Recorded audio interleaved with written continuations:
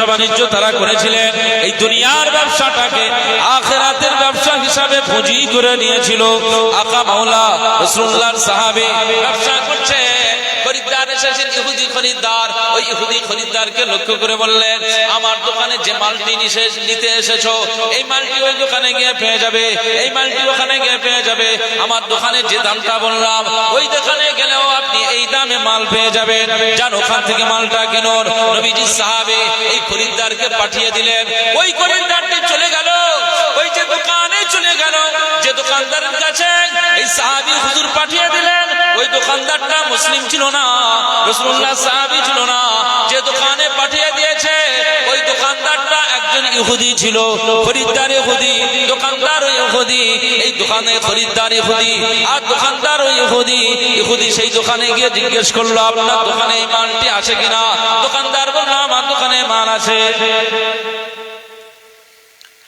মালটা দোকানদারের কাছ থেকে নিয়ে ওই খরিদ্দারটি দোকানের এই মালটা নিয়ে দেখতে পেল, হ্যাঁ সাহাবীর দোকানে যেমন মাল, এনার দোকানেও ঠিক তেমন মাল। ওই সময় খরিদ্দার ইহুদি দোকানদারকে লক্ষ্য করে বলল, তোমার এই মালটির দাম কত?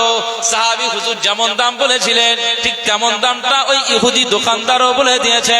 এ নবীর উম্মত উম্মতিরা, খুব খেয়াল করে শুনুন।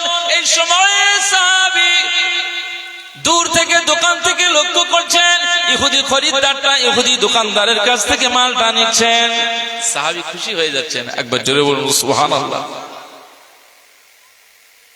এখন এই খরিদ্দার ওখান থেকে মালটি কিনে নিয়ে এসে, মালটি কিনে আবার ব্যাক করে সাহাবী হুজুরের দোকানের সামনে এসে হাজির। সাহাবী হুজুরের দোকানের সামনে যখন এসেছেন, তখন সাহাবী, আল্লাহ নবীর এই সাহাবী বলছেন, কি ব্যাপার, তুমি ওখানে গেছিলে, মাল কেননি?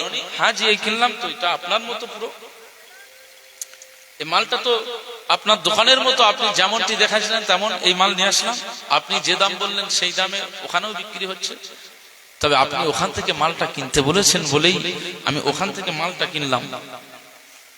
কিন্তু আমার এখানে আসবার কারণ হচ্ছে আপনার কাছেই আমি একটা প্রশ্ন জিজ্ঞেস করব, এই জন্য আপনার কাছে হাজির হয়ে গিয়েছি। একবার জোরে বলুন সুবহানাল্লাহ। আপনার দোকানে মাল থাকা সত্ত্বেও আপনি আমাকে বিক্রি করলেন না, বিষয়টা কি? নাকি আমি ইহুদি বলে, আপনি মুসলমান বলে আমাকে ঘৃণার নজরে দেখে, আমি ইহুদি খরিদ্দার বলে আপনি আমাকে মাল বিক্রি করবেন না, এই ঘৃণা করবার কারণেই কি আপনি আমাকে বিক্রি করবেন না? এই জন্য কি আমাকে ইহুদি দোকানে পাঠিয়েছেন? এই দুটো প্রশ্ন, দুটো জিজ্ঞাসা আমার এটা অন্তরে জাগলো। কারণ আপনার দোকানে মাল আছে, কোন দোকানদারকে জীবনে এমনটা দেখেনি যে তার দোকানে মাল আছে, সবকিছু থাকবার পরে খরিদ্দারকে অন্য দোকানে পাঠিয়ে দেয়। এটা পৃথিবীর ইতিহাসে এই তো আমি দেখছি। কি ব্যাপার? রাসূলুল্লাহ সাহাবী কি আদর্শ দেখাচ্ছেন যে আমি আমার এই আদর্শটা পেয়েছি আমার রাসূলুল্লাহ থেকে, এই আদর্শটা আমি পেয়েছি আল্লাহর কালাম লৌহে মাহফুজ থেকে নাজিল হওয়া কুরআনুল কারীম থেকে, এই আদর্শটা পেয়ে গিয়েছি। একবার জোরে বলুন সুবহানাল্লাহ। আমার আল্লাহ পাক বললেন যে মানুষকে কষ্ট দিবে না, মানুষকে দয়া করবে। যে মানুষকে দয়া করলো আমি আল্লাহ তার প্রতিও দয়া করলাম। রাসূলুল্লাহ বললেন, লা ইয়ারহামুল্লাহু মান লা ইয়ারহামুন নাস, যে পৃথিবীতে কোনো মানুষকে দয়া করে না, আমি রাসূলুল্লাহ জানিয়ে দিলাম আমার আল্লাহও তাকে দয়া করে না। তো আজকে আমি মদিনা শরীফের নববী শরীফের ইউনিভার্সিটি থেকে ক্লাস করে আসা আমার হুজুর পাক, আমাদের শিক্ষক, তিনি আমাদেরকে শিক্ষা দিলেন এই আদর্শটা এই পৃথিবীতে বাস্তবায়ন করার আজকে আমি সুযোগ পেয়ে গিয়েছি। একবার জোরে বলুন সুবহানাল্লাহ। মুসলমানের ছেলেরা, এ নবীর উম্মত উম্মতিরা, খুব খেয়াল করে শুনুন। এই সময় নবীজি সাহাবী কি জবাব দিয়েছিল? এই দোকানদার, এই খরিদ্দার, শুনে রাখো, এই ইহুদি খরিদ্দার, আমি রাসূলুল্লাহর একজন সাহাবী, আমি আমি একজন মুসলমান হয়ে না অন্য কোন ধর্মকে আমি ঘৃণা করতে পারি না। যার ধর্ম তার কাছে, লাকুম দীনুকুম ওয়ালিয়া দীন। আমার আল্লাহ পাক বলে দিয়েছেন লাকুম দীনুকুম ওয়ালিয়া দীন, তোমার দিন তোমার কাছে, তার দিন তার কাছে। এটা স্পষ্ট আল্লাহ পাক বলে দিয়েছেন। যার আপন আপন ধর্ম নিয়ে চলবে, এখানে ঘৃণার কোনো কারণ নাই। আমি ইহুদি, আপনি ইহুদি বলে, আমি মুসলমান বলে আপনাকে তাড়িয়ে দিলাম, এটা আপনি ধারণা করবেন না। এ আল্লাহ পাকের বান্দা, আমি একজন নবীজির সাহাবী, আপনাকে জানিয়ে দিলাম, আপনি যখন আমার দোকানে খরিদ্দার হিসাবে চলে এসেছেন মাল কিনবেন বলে, না আমার দোকানে মাল আছে, একটা নয়, আপনি যতটা চাইবেন ততটা দিতে পারবো ইনশাআল্লাহ। তারপরেও আমি আপনাকে কেন ওই দোকানে পাঠিয়েছিলাম জানেন? উনি একজন ইহুদি দোকানদার। তারপরে ওই দোকানে পাঠানোর উদ্দেশ্য হলো, আমি সকাল থেকে আর এই সন্ধ্যা পর্যন্ত আমার আল্লাহ পাক আমার দোকানে এত খরিদ্দার দিয়েছে, আজকে দিনে আমার আল্লাহ অনেক রিজিক দিয়ে দিয়েছে।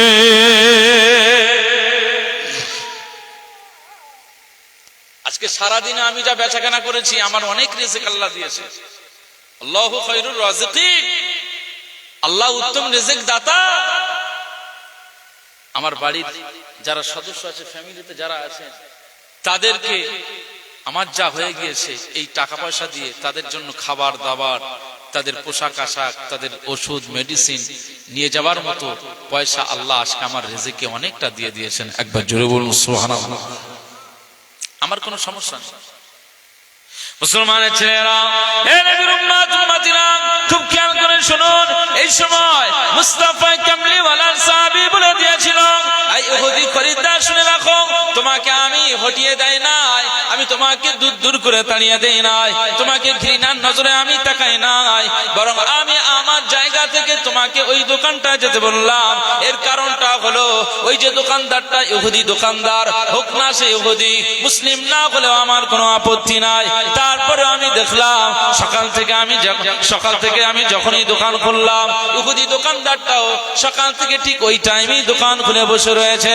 সারাদিনে আল্লাহ পাক আমাকে খরিদ্দার দিয়েছে, আমি সব বিক্রি করলাম, কিন্তু সকাল থেকে আমি নজর দিয়ে দেখলাম ওই দোকানদারের কোনো খরিদ্দার হয় নাই, ইহুদি ওই দোকানদারের কোনো খরিদ্দার আসে নাই।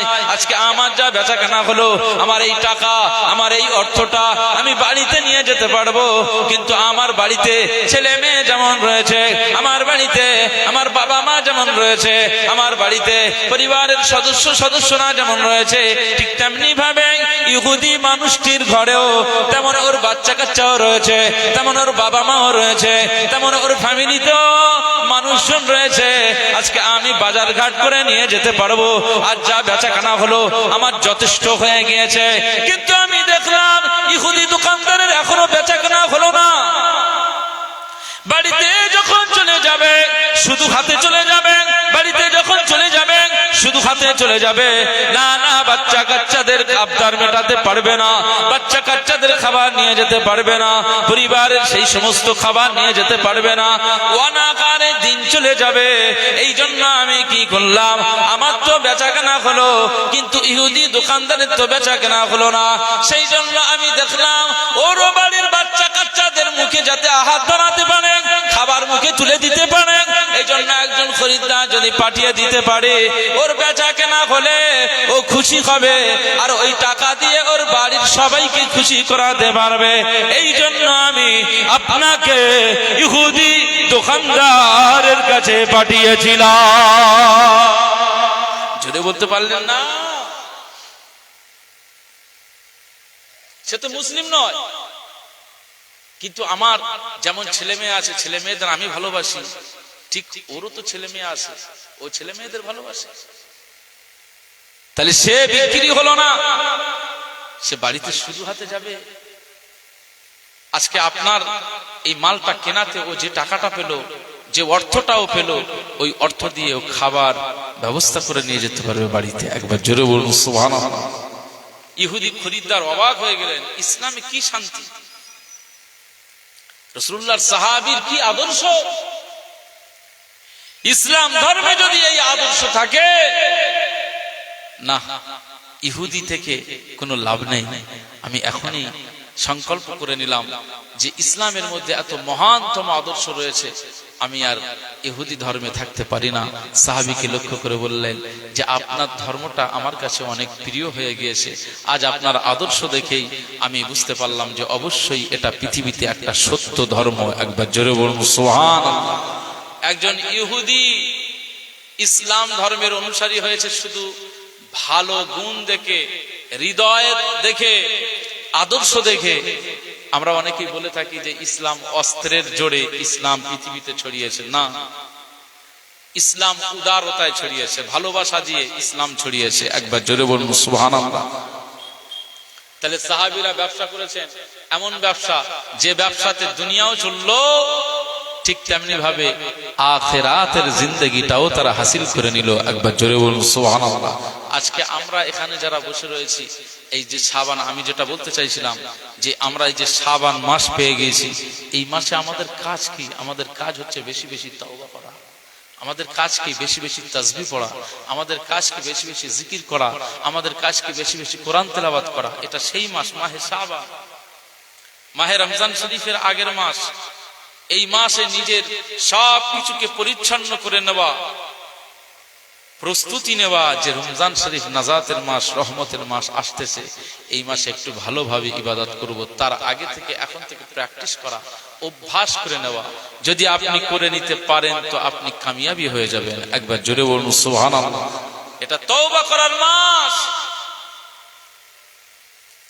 জীবনে তওবা করতে শিখুন। তওবা যদি না করতে পারেন, তওবা যদি না করতে শেখেন, জীবনটা বরবাদ হয়ে যাবে। জীবনে অনেক ভুল হয়েছে না হয়নি? ফেরেশতা আমরা নাকি ফেরেশতা, ওলি না, আমাদের অনেক ত্রুটি হয়ে গেছে।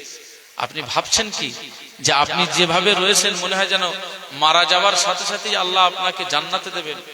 আমি হুজুর এখানে যে বক্তব্য দিচ্ছি মনে হচ্ছে যে আমি মারা যাওয়ার সাথে সাথেই আমার আল্লাহ আমাকে জান্নাতে দিয়ে দেবে। অত সহজ নয় তো। আল্লাহ বিচার করবেন না? কুরআনুল কারীমে যে আয়াতে কারিমা পড়েছিলাম, আজকে আমি আপনাদের খিদমতে সূরা জিলজালের শেষ অংশের দুইটা আয়াতে কারিমা পেশ করেছিলাম। ফামান ইয়ামাল মিসকালা যাররাতিন খায়রান ইয়ারা ওয়া মান ইয়ামাল মিসকালা যাররাতিন শাররান ইয়ারা। আল্লাহ পাক কুরআনুল কারীমে জানিয়ে দিয়েছেন, আমার বান্দা বান্দীরা তোমরা জেনে রাখো, কিয়ামতের ময়দানে আমি আল্লাহ তোমাদেরকে হিসাব করব, চুলচেরা বিশ্লেষণ করব। মান ইয়ামাল মিসকালা যাররাতিন খায়রান ইয়ারা, তোমাদের ভিতরে যাদের জাররা জাররা পরিমাণ ভালো আমল হয়ে গিয়েছে, এই জাররা জাররা পরিমাণ ভালো আমলগুলোকে আমি আল্লাহ যেমন এক পাল্লায় রেখে দেব, ঠিক তেমনি ভাবে আমি আল্লাহ পাক মান আমাল মিসকালা যাররাতিন শাররান ইয়ারা, ঠিক তেমনি ভাবে আমি আল্লাহ পাক মন্দ মন্দ জাররা পরিমাণ আমলগুলোকে আমি আল্লাহ আর এক পাল্লায় রেখে দেব। আমি আল্লাহ পাক বান্দাদেরকে দেখব, জাররা জাররা পরিমাণ আমলগুলো একদিকে ভালো আমল আর অপরদিকে মন্দ আমলগুলো রাখা হবে। আল্লাহ পাক বলেন, যার আমলের যেদিকের পাল্লাটা ভারী হয়ে যাবে সেই অনুপাতে আমি আল্লাহ পাক তাকে পুরস্কৃত করব। যদি ডান দিকের পাল্লাটা ভারী হয়ে যায় আমি আল্লাহ তাকে জান্নাতি বলে ঘোষণা করব। বাম দিকের পাল্লাটা ভারী হলে আমি আল্লাহ তাকে জাহান্নামী বলে ঘোষণা করে দেব।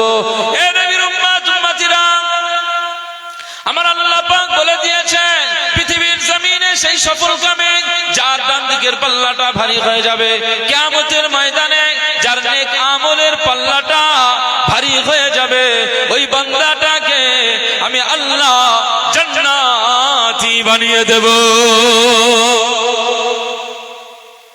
জাররা পরিমাণ আমল। আচ্ছা, জাররা পরিমাণ ভালো আর মন্দ আমরা আমাদের দ্বারা হয়েছে না হয়নি? ভালো আমল জাররা জাররা পরিমাণ হয়।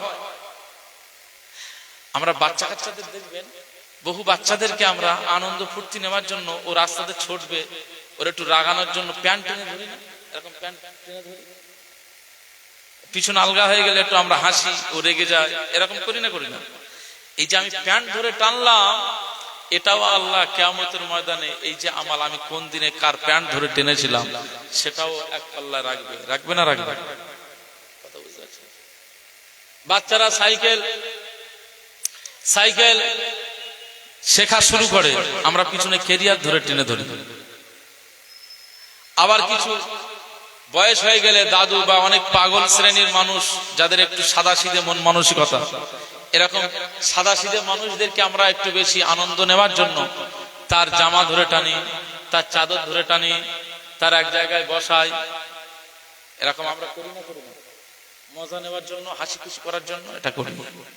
এইটা যে আমি করেছি, এটারও ওজন করা হবে, জাররা পরিমাণের ওজনটা সেখানে করা হবে। আবার অনুরূপ ভাবে আপনি একটা মানুষ কষ্ট পাচ্ছিল, আপনি তাকে বসিয়ে একটু হাওয়া করলেন, বাতাস করলেন, এই যে ভালো আমলটাও, জাররা পরিমাণের এই আমলটাও এক পাল্লায় রাখা হবে। একবার জোরে বলুন সুবহানাল্লাহ। তাহলে দুই দিকের পাল্লার ওজন হবে, যেদিকের পাল্লা ভারী হবে সেই অনুপাতে আপনার আমার আল্লাহ পাক সেইভাবে আপনাকে হয় জাহান্নামী নাই জান্নাতি বানাবেন।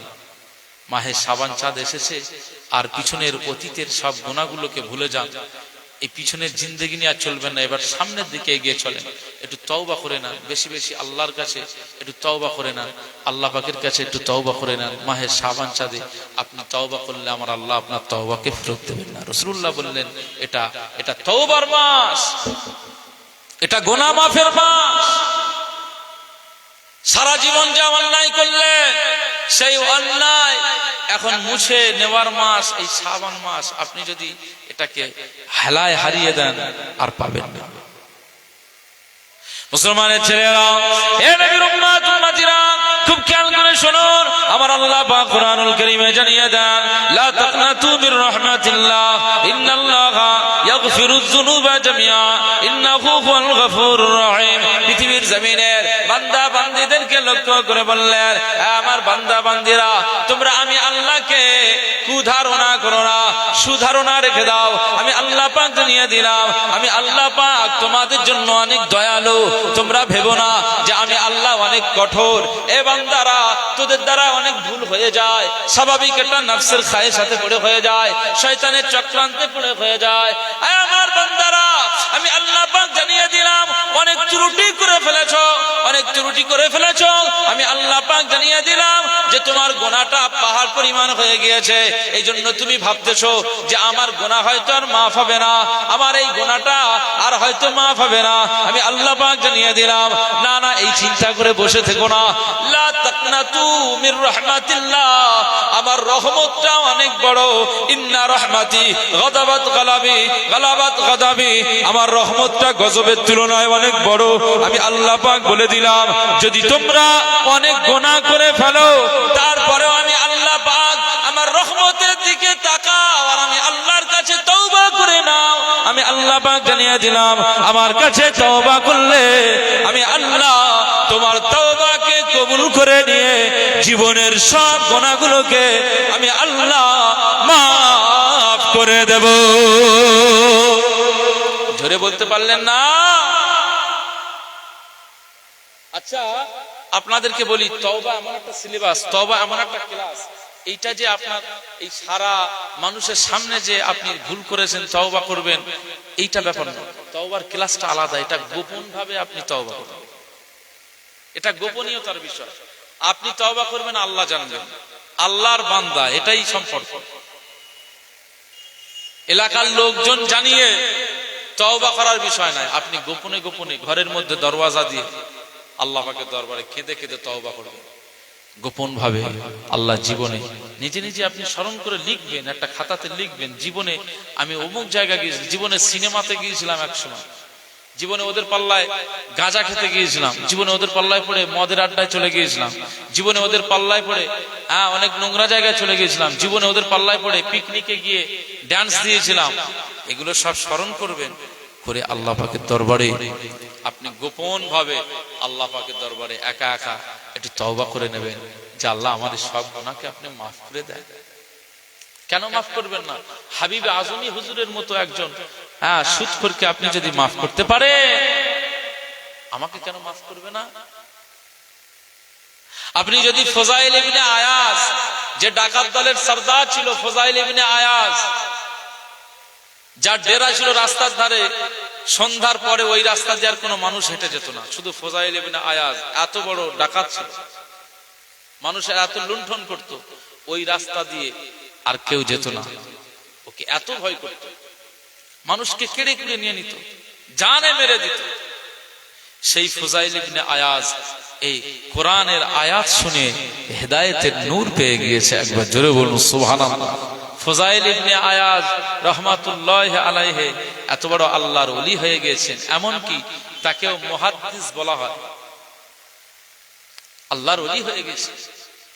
আল্লাহ এই ডাকাত দলের সর্দারকে যদি গুনাহ মাফ করে, তা আমাদের গুনাহ মাফ করবে না? এটা গোপন ভাবে মাফ চাইতে হবে। মুসলমানের ছেলেরা, খুব খেয়াল করে শুনুন, গোপন ভাবে কারা গুনাহ মাফ চাইছিল, কারা আমার আল্লাহ পাকের দরবারে তওবা করেছিল, চলুন একটু দেখে আসি। ফারুক আযম ওমর ইবনে খাত্তাব রাদিয়াল্লাহু তাআলা আনহু, যিনি যখন খলিফাতুল মুসলিমিন হয়ে গিয়েছেন, যিনি যখন মুসলিমদের রাজা হয়ে গিয়েছেন, মুসলমানদের বাদশা হয়ে গিয়েছেন, আকা মাওলা রাসূলুল্লাহ সাল্লাল্লাহু আলাইহি ওয়াসাল্লাম, তিনি ইন্তেকালের পরে ইসলামের প্রথম খলিফা হয়েছিলেন হযরত আবু বকর। হযরত আবু বকর হুজুর ইন্তেকালের পরে মুসলিম জাহানের দ্বিতীয় খলিফা হয়েছিলেন ফারুক আযম ওমর ইবনে খাত্তাব রাদিয়াল্লাহু তাআলা আনহু। আমার আল্লাহ পাক মুসলিম জাহানের বাদশা বানিয়েছে। মুসলমানের ছেলেরা, এ নবীর উম্মত উম্মতিরা, খুব খেয়াল করে শুনুন, আকা মাওলা রাসূলুল্লাহ সাল্লাল্লাহু আলাইহি ওয়াসাল্লাম একদিকে আবু বকর হুজুরকে যেমন ভালোবাসতেন, ঠিক তেমনি ভাবে ওমর ফারুক হুজুরকে তেমন ভালোবাসতেন, সব সাহাবীদেরকে ভালোবাসতেন। তারপরেও দেখতে পাওয়া যায় ওই রওজা আকদাসের মধ্যে আমরা গিয়েছি তাই জানি, আগে আমার রাসূলুল্লাহকে সালাম জানাতে হয়, এরপরে আবু বকর হুজুরকে সালাম জানাতে হয়, তারপরে হযরত ফারুক আযম ওমর ইবনে খাত্তাব রাদিয়াল্লাহু তাআলা আনহুকে সালাম জানাতে হয়। আসলে আমার রাসূলুল্লাহ সাল্লাল্লাহু আলাইহি ওয়াসাল্লামের কাছে ফারুক আযমের যেমন মর্যাদা ছিল, ঠিক আবু বকরের ঠিক তেমনও মর্যাদা ছিল। তাই দুইজন সাথীকে নিয়ে রাসূলুল্লাহ রওজা আকদাসে রয়েছে। জোরে বলতে পারলেন না? ওই সবুজ গম্বুজের ভিতরে আমার রাসূলুল্লাহর পাশে হযরত আবু বকর সিদ্দিক আর ওমর ফারুক হুজুর রয়েছে, তিনজন রয়েছেন। আচ্ছা, ওই যে রওজা আকদাস আমাদের কবরস্থানের মতো এরকম সাধারণ কবরস্থান নাকি? যে জায়গায় রাসূলুল্লাহ আছেন, যে জায়গায় আবু বকর হুজুর আছেন, যে জায়গায় ওমর ফারুক হুজুর আছেন, মনে রাখবেন ওইটাই হচ্ছে জান্নাতের টুকরা। একবার জোরে বলুন সুবহানাল্লাহ। জান্নাতের টুকরা। ফারুক আযম ওমর ইবনে খাত্তাব রাদিয়াল্লাহু তাআলা আনহু যে সময় খলিফা হলেন, তিনি ঘোষণা করলেন, এই অন্যায় করলে এর সাজা এই, এইটা করলে এর সাজা এই, মদ খেলে তার সাজা 100 বেত্রাঘাত, এর সুদ খেলে তাকে ধরলে, সুদ খাওয়া ব্যক্তি যদি ধরা পড়ে যায় তার এইভাবে বেত্রাঘাত করা হবে। এইভাবে ওমর ফারুক হুজুর যখন খলিফা হলেন, এইভাবে সাজা ঘোষণা করেছেন যে আমার দেশে কোন ছেলে মেয়ে যেন জেনা ব্যভিচারিতে লিপ্ত না হয়। আমার দেশে আমি খলিফা ওমর ফারুক যদি জানতে পারি, তার সাজার ব্যবস্থা আমি করে দেব। মদ খেলে 100টা বেত্রাঘাত হবে। তো এই যে স্বাভাবিকভাবে এমনি ছড়ির মার তার যন্ত্রণা আলাদা, আর বেতের মার তার যন্ত্রণা আলাদা। কথা বুঝতে পারছেন না? বেতের আঘাতটা আলাদা, আর এমনি কাঁচা কঞ্চির বাড়ি যন্ত্রণাটা আলাদা। ওমর ফারুক হুজুর তিনি বলছেন যে আমার এই রাজত্বে কেউ যদি মদ পান করে তার 100টা বেত্রাঘাত হবে, 100টা বেতের বাড়ি পিঠের উপরে পড়বে। এবং সেই বেতের বাড়ি পিঠের উপরে পড়া মানে কি, যে আপনার আস্তে আস্তে আস্তে আস্তে দুলাভাই করে গা বুলাবে না, সপাটে সজোরে মারা হবে এক গ্লাস মদ খাওয়ার জন্য। সহজ ব্যাপার নয়। আজকে তো আমাদের গ্রামে গঞ্জে পাড়ায় মহল্লায় এলাকায় এলাকায় বইলি ডোবের মধ্যে সব জায়গায় মদ চলতেছে, আছে না নাই? আজকে আমাদের সমাজ ব্যবস্থায় মদ, মানুষ মদে আসক্ত হয়ে গেছে। এ রক্ষা করবে কারা? আমরা যারা সমাজের দরদি মনে করি তারাই তো মদের গ্লাস তুলে দেয়। মুসলমানের ছেলেরা, এ নবীর উম্মত উম্মতিরা, খুব খেয়াল করে শুনুন, ফারুক আযম ওমর ইবনে খাত্তাব রাদিয়াল্লাহু তাআলা আনহু মদিনার এক রাস্তা দিয়ে হেঁটে যান। মদিনার এক রাস্তা দিয়ে হেঁটে যান, মদিনার এক রাস্তা দিয়ে যখন হেঁটে যান, ওই রাস্তায় খুব একটা যেতেন না, কিন্তু উমর ফারুক হুজুরের কাজ ছিল জনগণদেরকে একটু সেবা দেওয়া, জনগণদেরকে একটু দেখভাল করা। নাটাপুকুরের মানুষগুলো কি করছে, উমর ফারুক হুজুর তিনি একেবারে গোপন ভাবে চলে আসতেন, এলাকার তদন্ত গুলো করতেন, ইনকোয়ারি গুলো করতেন। এই পাশে পিঠাপুকুরের গ্রামে ঢুকে যেতেন, একা একা, সঙ্গে তার বেশিরভাগ থাকতেন, তার বেশিরভাগ যিনি খাদেম ছিলেন হযরত আসলাম রাদিয়াল্লাহু তাআলা আনহু, এই সঙ্গে খাদেমকে নিয়ে বেশিরভাগ একা একা বেরিয়ে যেতেন রাতের বেলায় গোপন ভাবে। গভীর রাতে যখন মানুষ সব ঘুমিয়ে থাকতো, ফারুক আজম ওমর ইবনে খাত্তাব রাদিয়াল্লাহু তাআলা আনহু তিনি ঘুমাতেন না। তিনি বলেন, আমি যখন দেশের খাদেম হয়ে গেলাম, জনগণের প্রতিনিধি হয়ে গেলাম, জনগণের যেমন খলিফা হয়ে গেলাম, ঠিক তেমন ভাবে আমি খলিফা হিসাবে মানুষকে খিদমত দিব, মানুষের খিদমতে জীবনটা কুরবান করে দেব। আমার খলিফা পদে থাকবার মধ্যে, আমার খলিফা পদে থাকবার ভিতরে যদি কোনো জনগণ কষ্ট পায়, তাহলে এই জনগণটা কষ্ট পাওয়ার জন্য সে শুধু কষ্ট পাবে তা নয়, এর জন্য আমার আল্লাহ পাক কিয়ামতের ময়দানে উমর ফারুককে আসামির কাঠগড়ায় দাঁড় করিয়ে দেবে। সেই জন্য ফারুক আজম ওমর ইবনে খাত্তাব রাদিয়াল্লাহু তাআলা আনহু এলাকার সব জায়গায় ঘুরে ঘুরে জনগণদেরকে পাহারা দিতেন। কে কোন হালাতে ঘুরতেছে, কোন বিধবা মানুষ কাঁদতেছে, তার কান্নাটা বন্ধ করার জন্য যেটা প্রয়োজন উমর ফারুক সেইটা করে দিতেন। তাবু খাটিয়ে রয়েছেন, সেখানে ক্রন্দনের আওয়াজ পাওয়া যায়, উমর ফারুক হুজুর তাবুর ভিতর থেকে উঁকি মেরে দেখেন বাচ্চা ছেলে মেয়েগুলো কাঁদে কেন, কি ব্যাপার? না না না, উমর ফারুক হুজুর জিজ্ঞেস করলেন ব্যাপারটা কি? না না, সেখান থেকে আওয়াজ আসে, আমার বাচ্চাদের জন্য কোনো খাবার নাই, এই বাচ্চাদের কান্না বন্ধ করা যায় না, কয়েকদিন বাচ্চারা খেতে পায় না, তাই আমি মা সহ্য করতে পারি না, তাই আমি মা বাচ্চাদের ঘুম পাড়ানোর জন্য কি করব, ওই বাচ্চাদের জন্য একটু গরম পানি এই চুলার উপরে দিয়ে একটু ফোটাই, আর ওদের বলি খাবারটা এক্ষুনি হয়ে যাবে, তোমরা ঘুমিয়ে পড়ো, ঘুমানোর পরে আমি খাবার হয়ে গেলে তোমাদেরকে খাওয়া দেব। মা বলে, এ বাচ্চারা কাঁদিস না, এই যে খাবারটা হয়ে গেলেন আমি তোমাদেরকে খাওয়া দেব, না না তোমরা ঘুমিয়ে পড়ো। এভাবে মা সারা রাত উনুনের উপরে গরম পানি ফোটায় আর বাচ্চাদেরকে ওইভাবে আশ্বস্ত করার চেষ্টা করে, কিন্তু পানিতে তো কোনো খাবার নাই। ফারুক আজম ওমর ইবনে খাত্তাব রাদিয়াল্লাহু তাআলা আনহু থেকে কেঁদে ফেললেন। এরপরে আসলামকে সঙ্গে নিয়ে বললেন, চলো মদিনায় গিয়ে বাইতুল মালে চলে গেল, যেখানে মাল সম্পদ রাখা হয়, ওই মাল সম্পদ জনগণের মাল যেখানে রাখা হয়, ওই জায়গা থেকে আটার বস্তা হযরত আসলামকে বললেন, আসলাম আমি উমরের মাথায় তুমি আটার বস্তা তুলে দাও। ফারুক আজম ওমর ইবনে খাত্তাব রাদিয়াল্লাহু তাআলা আনহু আটার বস্তাটাকে নিজের মাথায় করে নিলেন।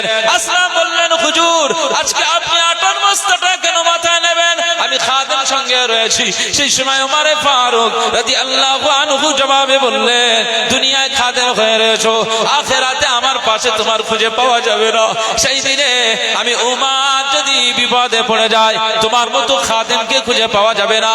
আজকে কিয়ামতের ময়দানে আমাকে নিজেই তো আল্লাহর দরবারে দাঁড়াতে হবে, তাই এটা আমার কাজ, আমার জনগণের দায়িত্বে আমি রয়েছি, আসলাম তুমি নও। সুতরাং এই মালটা আমি উমর নিজেই বহন করে নিয়ে যাব। যদি আমি কিয়ামতের ময়দানে বিপদে পড়ে যাই, আসলাম তোমাকে খুঁজে পাওয়া যাবে না।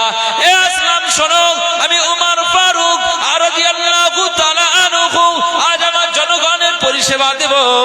আজ আমি যদি আটার বস্তাটা মাথায় নিয়ে ওই আম্মা জানকে যদি কান্না থামাতে পারি, তাহলে ময়দানে মাহশরে আমার আল্লাহ পাক আমি উমরকে নাজাত দিয়ে দেবে।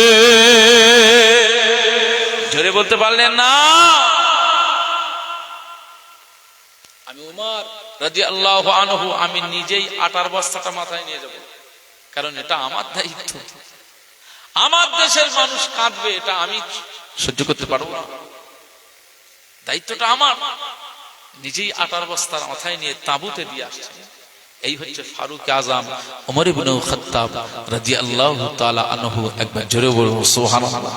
আর আজকে আপনি শুধু একটা কাগজে সই নেবেন, নেতার কাছে যাবে, বলবে এখন না কালকে আয়, কালকে গেলে বলবেন সেই বিকেলে আয়, বিকেলে গেলে বলবে যখন তখন যেখানে সেখানে সই হয় নাকি, হ্যাঁ কালকে সকালবেলা আমার বাড়িতে যাবি, একটা শুধু সিগনেচারের জন্য। আছে না নেই? এরকম পরিস্থিতি হয় না? হয় না? আল্লাহু আকবার। উমর ফারুক হুজুর কি করেন, যে জনগণের সেবা দেওয়ার জন্য নিজেই মাথায় আটার বস্তাটা নিজেই তুলে নিয়েছেন। একবার জোরে বলুন সুবহানাল্লাহ। একটা পাওয়ারফুল খলিফা নিজে জনগণদের জন্য আটার বস্তা মাথায় নিতে পারে। এই হচ্ছে ইসলাম। মুসলমান সেই খলিফা ওমর ফারুক হুজুর মদিনার রাস্তা দিয়ে যাচ্ছেন, মদিনার ওই গলিপথ ধরে যাচ্ছেন। যেতে যেতে সামনে হুজুরের সামনে এক যুবকের দেখা,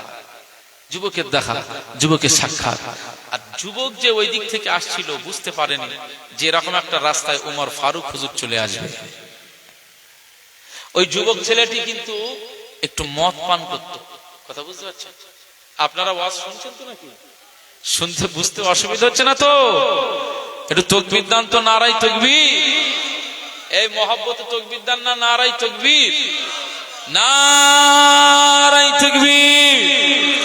নাটাপুকুর মাঠপাড়া মহল্লাবাসীদের উদ্যোগে আয়োজিত বার্ষিক ইসালে সওয়াব সিলসিলায় ফুরফুরা শরীফ, নারায়ে তাকবীর। একটু মহব্বতে প্রাণ উজাড় করে দরুদ শরীফ আল্লাহুম্মা সাল্লি আলা সাইয়্যিদিনা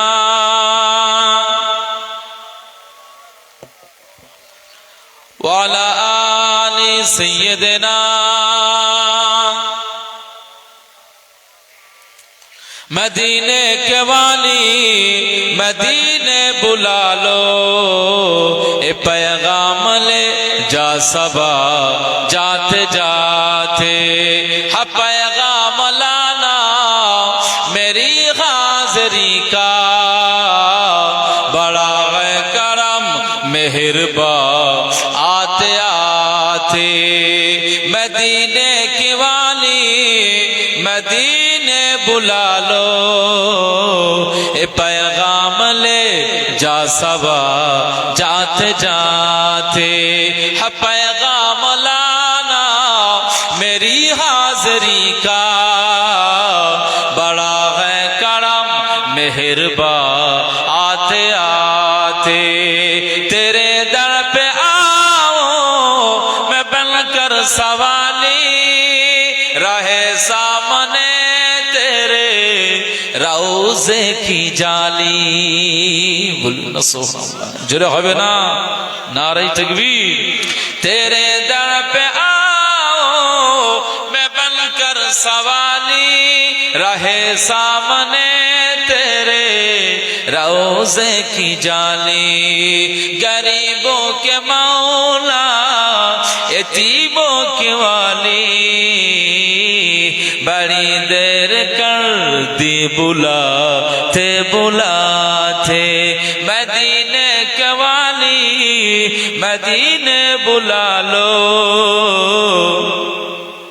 ए पैगाम ले जा सबा जाते जाते, हा पैगाम लाना मेरी हाज़री का, बड़ा है करम मेहरबा आते आते। मैं तेरी शखावत पे कुर्बान जाऊं, मैं क्यों ना तेरे दर पे दामन बिछाऊं। तेरे हाथ तख्ते नहीं कमल वाले, करम के खजाने लुटाते लुटाते। मदीने के वाली मदीने बुला लो, ए पैगाम ले जा सबा जाते जाते, हा पैगाम लाना मेरी हाज़री का, बड़ा है करम मेहरबा आते आते। अल्लाहुम्मा সাল্লি আলা সাইয়্যিদিনা ওয়া আলা আলি সাইয়্যিদিনা।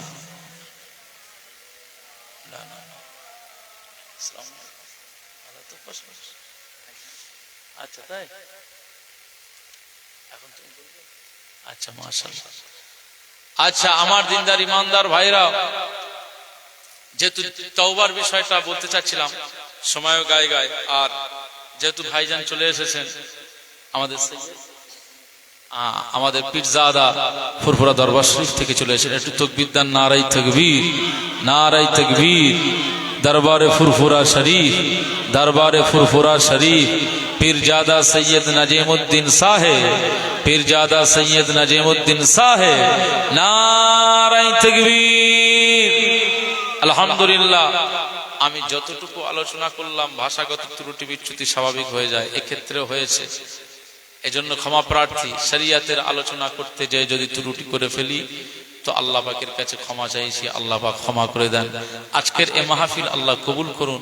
আমার এই সমস্ত ভাইদের উদ্যোগে আয়োজিত এই মাহফিলটা আল্লাহ আমাদের কবরের নাজাতের ওসিলা বানিয়ে দেন, বলুন আল্লাহুম্মা আমিন।